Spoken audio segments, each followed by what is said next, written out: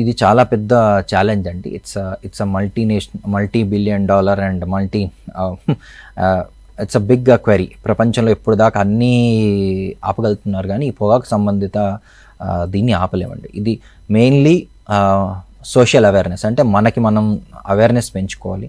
Especially స్కూళ్ళల్లో, కాలేజ్లో, మన ఇంట్లో మన పిల్లలకి మనము ఈ పొగాకు గురించి ఓపెన్గా అంటే మనం చెప్పాలి, ఇవి వాడకూడదు, వీటిని వాడితే దీనివల్ల ప్రాబ్లమ్స్ ఏంటి, లైఫ్ స్టైల్. చాలామంది ఈ మధ్య stress, to cope up with stress, tobacco, alcohol అనేది ఈజీగా అవైలబుల్ ఉంది కాబట్టి దానికి బాగా ఈజీగా వాడకానికి ఈజీగా అలవాటు పడుతున్నారు.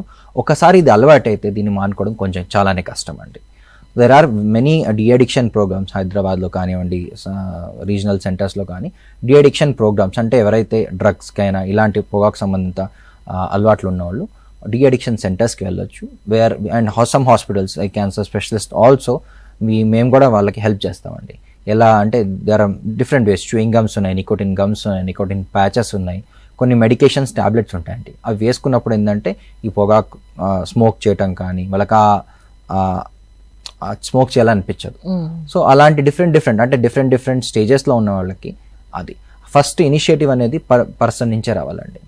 దాంతోడు గవర్నమెంట్ కూడా ఈ స్ట్రిక్ట్ రూల్ తేవాలండి. అంటే strict laws in the sense, laws already ఉన్నాయండి ఇన్ ప్లేస్. అంటే కొట్పా యాక్ట్ అని ఒకటి ఉంటుంది, విచ్ ఓవర్సీస్ టొబాకో అమ్మటం, సేల్స్, అడ్వర్టైజింగ్ ఇదంతా ఉంటుంది. కానీ స్టిల్ మన ప్రతి కాలేజ్ బయట ఎగ్జాక్ట్ ఆపోజిట్గా bidi shop, paan shop available ఉంటుంది. హాస్పిటల్ ఎగ్జాక్ట్ పక్కకో ఆపోజిట్కో బీడీ సిగరెట్ షాప్ ఖచ్చితంగా ఉంటుందండి. That is known fact. కావాలంటే మీరు ఏ కాలేజ్లో చదువుతున్నా, స్కూల్లో ఉన్నా అబ్జర్వ్ చేయండి, మీ కాలేజ్ పక్కనో, స్కూల్ పక్కనో, ఆఫీస్ పక్కనో ఖచ్చితంగా there is a bidi shop. And people are accepting. మనం ఎప్పుడైతే మనమే సోషల్గా వద్దు ఇది మనకి అనుకుంటామో అప్పుడే మనం దాన్ని ఫేస్ చేయగలుగుతామండి.